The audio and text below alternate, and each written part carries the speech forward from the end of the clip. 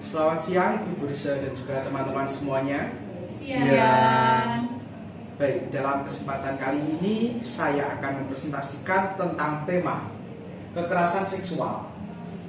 Apakah kampus kita sudah aman dari kasus kejahatan kekerasan seksual?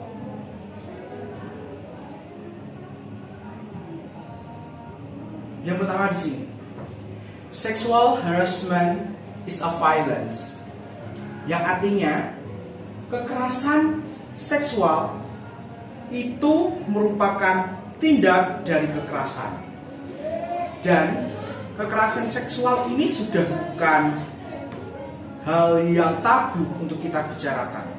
Kekerasan seksual ini merupakan hal yang wajib kita bicarakan, karena kalau kita menganggap kekerasan seksual ini adalah hal yang tabu, maka selamanya akan banyak korban yang tidak akan berani melapor.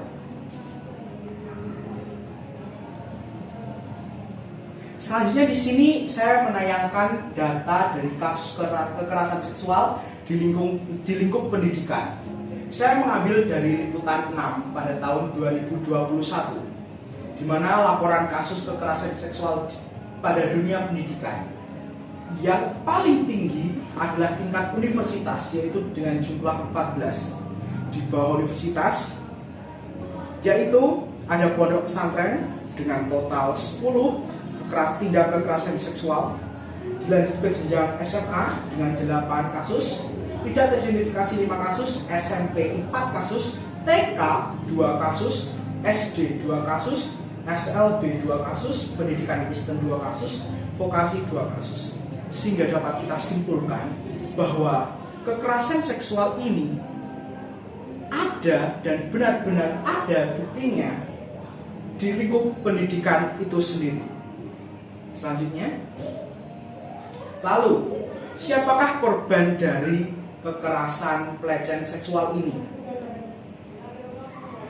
Kalau kita, teman-teman berpikir siapa korbannya, pasti teman-teman berpikir perempuan. Perempuanlah yang menjadi korban dalam tindak kekerasan seksual ini. Tapi apakah hanya perempuan yang menjadi korban kekerasan seksual ini? Dengan tegas saya menjawab tidak. Karena kekerasan seksual ini dapat mengancam siapa saja, di mana saja. Bahkan laki-laki sendiri pun dapat mengalami kasus pelecehan seksual. Sehingga dapat saya katakan bahwa pelecehan seksual, kekerasan seksual itu tidak mengenal gender, tidak mengenal usia, dan tidak mengenal tempat. Bahkan tempat yang berpendidikan, yang dimana kita seharusnya mendapatkan ilmu, kita dapat mengalami kasus tersebut. Slide selanjutnya. Kenapa perempuan? Kenapa perempuan banyak menjadi kasus korban pelecehan seksual? Karena sejatinya kodrat perempuan itu ada 3: mens, hamil, dan menyusui.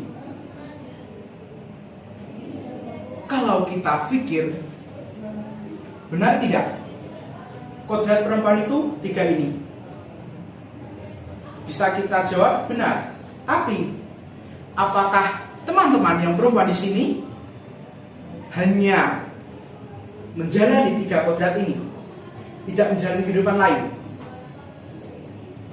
Apabila teman-teman di sini hanya percaya akan 3 kodrat ini, itulah yang menyebabkan kasus kekerasan seksual semakin tinggi terhadap perempuan. Dan pelaku kekerasan seksual yang didominasi oleh laki-laki. Tapi ada juga kasus kekerasan seksual yang dimana pelakunya adalah perempuan sendiri. Tapi kalau kita bicara secara umum tentang kekerasan seksual, pelakunya adalah laki-laki dan korbannya adalah perempuan. Kenapa? Karena stigma perempuan itu lemah masih nyata dalam masyarakat. Sehingga kita yang hadir pada presentasi kali ini, saya berharap stigma itu hilang pada hari ini.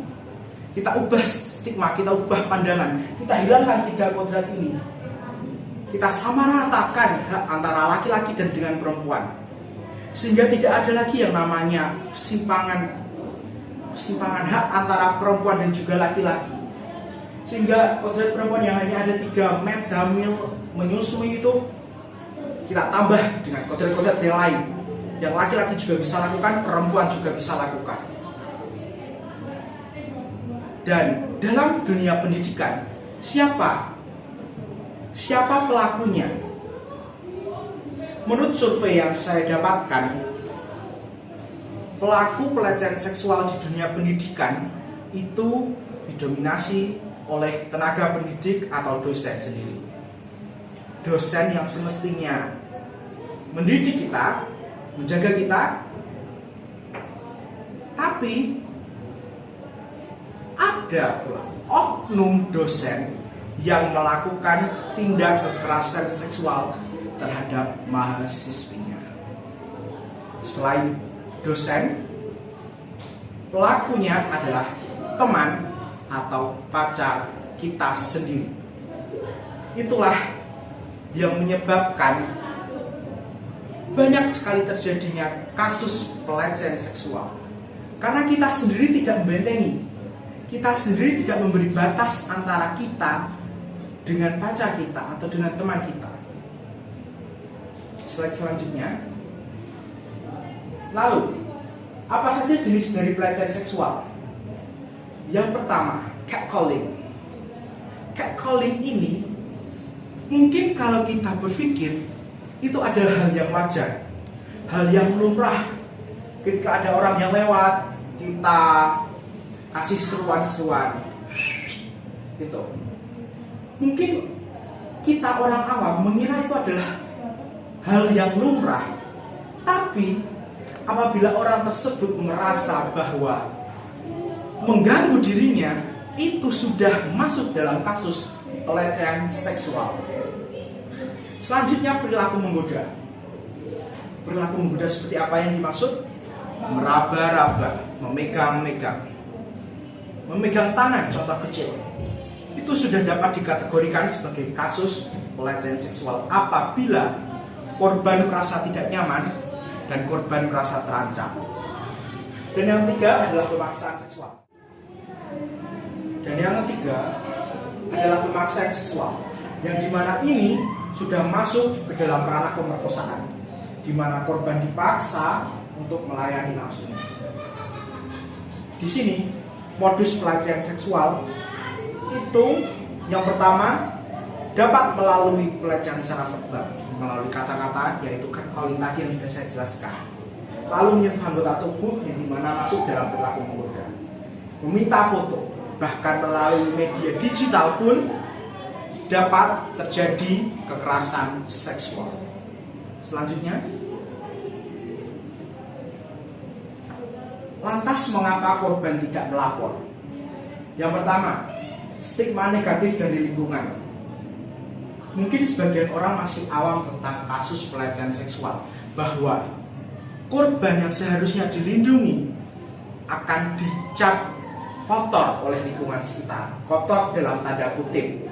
Yang kedua, malu. Korban merasa malu karena dirinya telah menjadi korban pelecehan seksual, sehingga korban merasa tidak berani untuk lapor.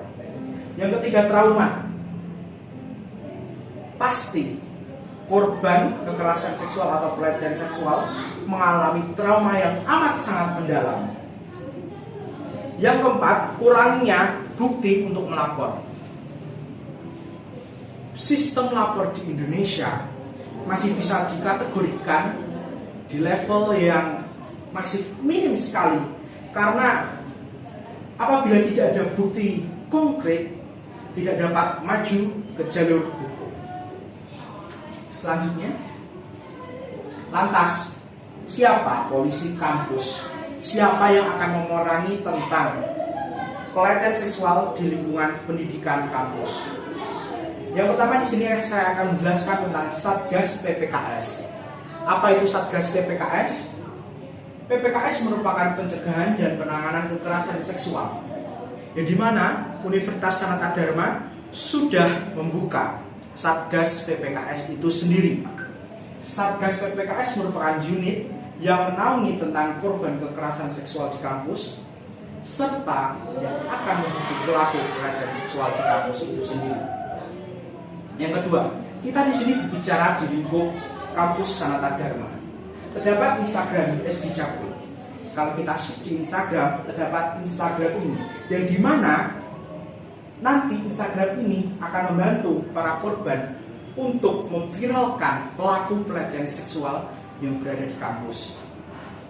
Dan yang ketiga, polisi untuk memerangi pelecehan seksual adalah diri sendiri. Kita tidak bisa hanya tergantung pada orang lain. Kita juga harus berani untuk memerangi, untuk melaporkan segala tindakan yang merujuk pada kekerasan seksual. Sanata Dharma sendiri sudah membuka rekrutmen Satgas PPKS, di mana kita bisa melihat, cek di website langsung di Universitas Sanata Dharma. Jadi dapat kita simpulkan bahwa kebanyakan korban dari kekerasan seksual adalah perempuan, karena stigma perempuan itu masih banyak, masih kita gunakan stigma itu di lingkungan sekitar, sehingga hari ini yang datang pada presentasi kali ini kita hilangkan stigma itu, kita patahkan stigma itu, sehingga jadinya kodrat perempuan dan kodrat laki-laki sama. Akhir kata saya ingin berbicara, kampus harus nol toleransi terhadap pelaku kekerasan seksual. Demikian presentasi yang saya sampaikan. Ada kurang dan lebihnya saya mohon maaf. Terima kasih.